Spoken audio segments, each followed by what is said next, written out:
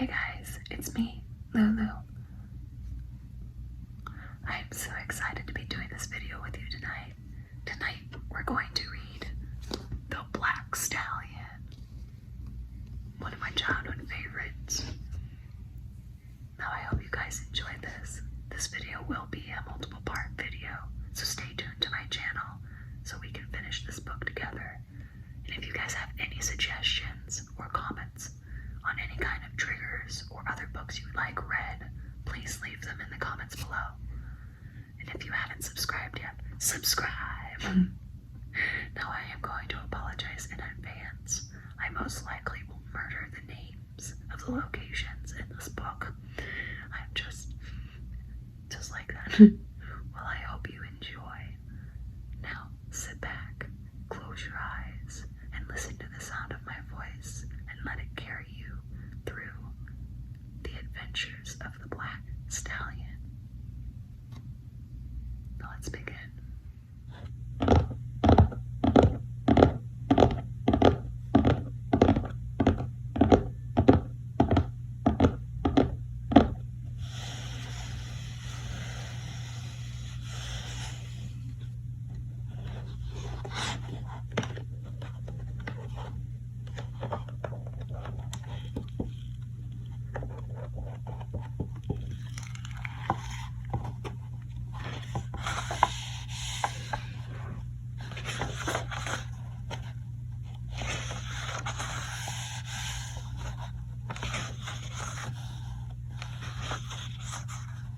The Black Stallion. Homeward bound, the tramp steamer Drake plowed away from the coast of India and pushed its blunt prow into the Arabian Sea. Homeward bound, slowly it made its way west towards the Gulf of Aden. Its hold was loaded with coffee, rice, tea, oil seeds, and jute. Black smoke poured from one of its stacks, darkening the hot, cloudless sky. Alexander Ramsey Jr., known to his friends back home in New York City as Alec, leaned over the rail and watched the water slide away from the sides of the boat. His red hair blazed redder than ever in the hot sun.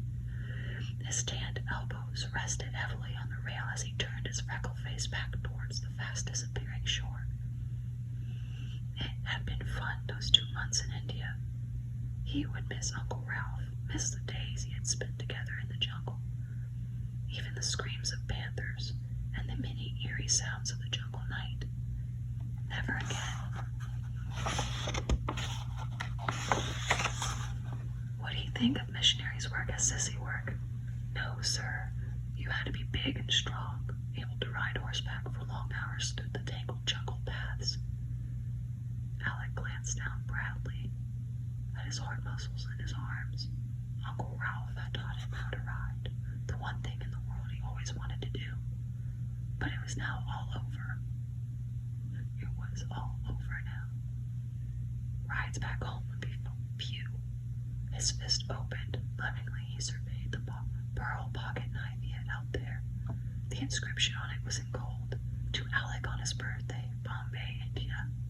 He remembered it too, his uncle's words. A knife, Alec, comes in handy sometimes. Suddenly a large hand descended on his shoulders.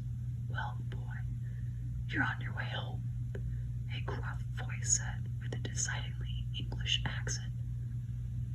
Alec looked up into the captain's wrinkled and tanned face. Hello, Captain Watson, he answered. It's rather a long way home, though, sir. To England with you and then to New York on the Majestic. About 4 weeks sailing all in all, lad.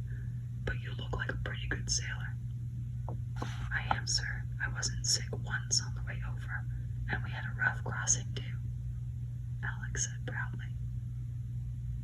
When you come over, lad? In June, sir. With some friends of my father's. They left me with my uncle in Bombay. You know my Uncle Ralph, don't you?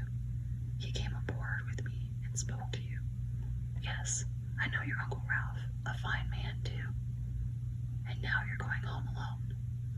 Yes, sir. School opens next month and I have to be there.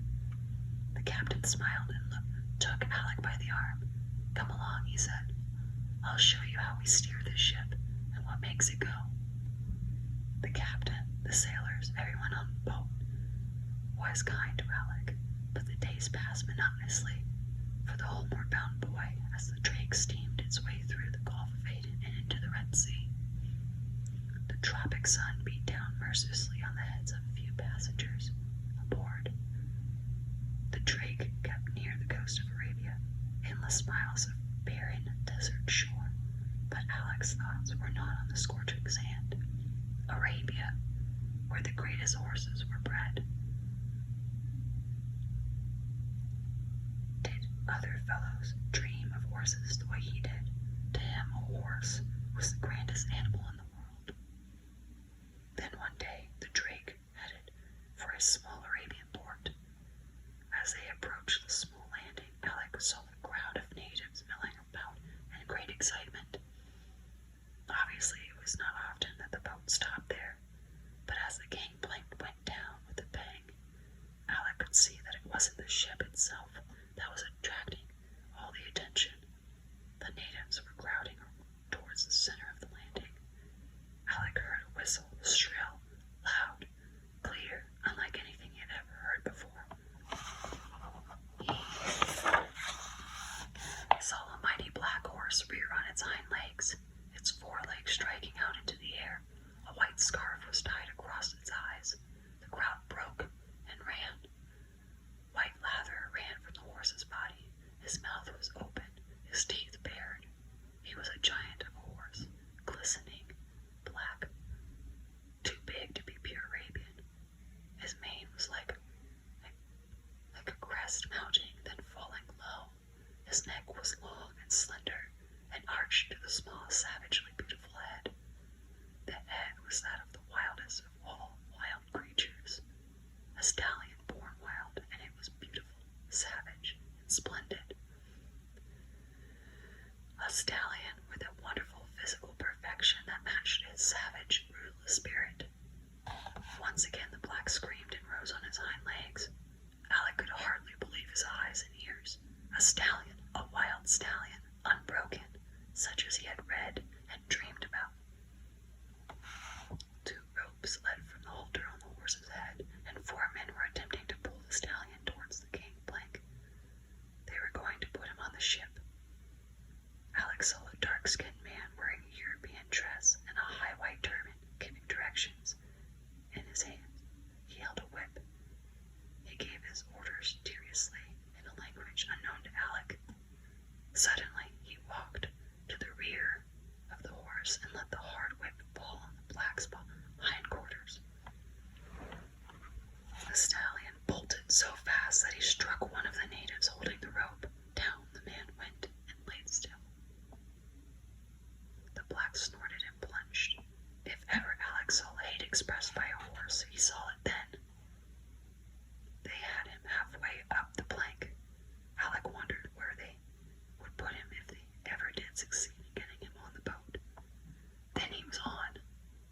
Alec saw Captain Watson waving his arms frantically, motioning and shouting for the men to put the stallion towards the stern. The boy followed at a safe distance.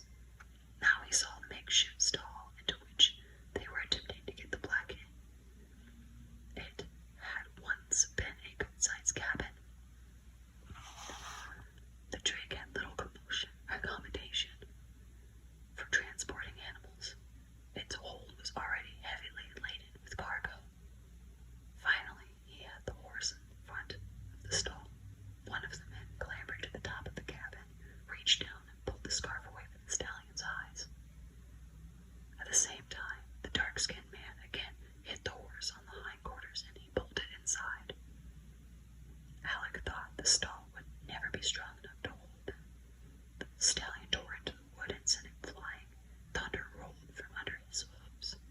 His powerful legs crashed to the sides of the cabin.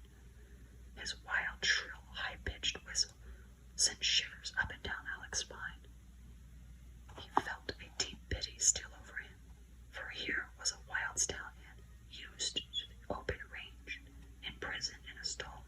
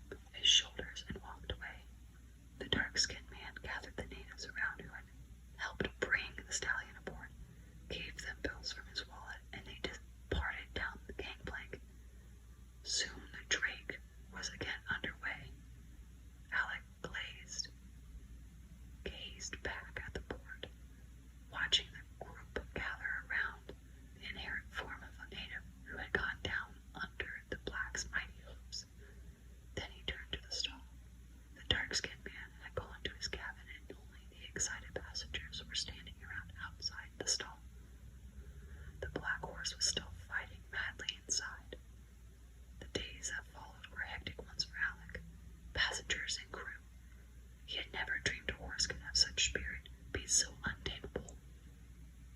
The ship resounded far into the night from the blow struck by those powerful legs. The outside of the stall was now covered with reinforcements. The dark-skinned man became more mysterious than ever, always alone and never talking to anyone but the captain. The Drake steamed through the Suez into the Mediterranean. That night, Alex stole out upon deck, leaving the rest of the passengers playing cards. He listened carefully. The Black was quiet tonight. Quickly, he walked in the direction of the stone. At first, he couldn't see or hear anything. Then, as his eyes became accustomed to the darkness, he made out the pink-colored nostrils of the Black and was sticking his head out of the window. Alec walked slowly towards him. He put one hand in his pocket to see if the sugar he had taken from the dinner table was still there. The wind was blowing against him, carrying his scent away. He was quite close now. The Black was looking out on the open sea, his ears pricked forward, his thin-skinned nostrils quivering, his black mane flowing like windswept flame. Alec could not take his eyes away. He could not believe such a perfect animal existed. The stallion turned and looked directly at him. His black eyes blazed. Once again, that piercing whistle filled the night air, and he disappeared into the stall. Alec took the sugar out of his pocket and left it on the window sill. He went to his cabin. Later, when he returned, it was gone. Every night thereafter, Alec would steal up to the stall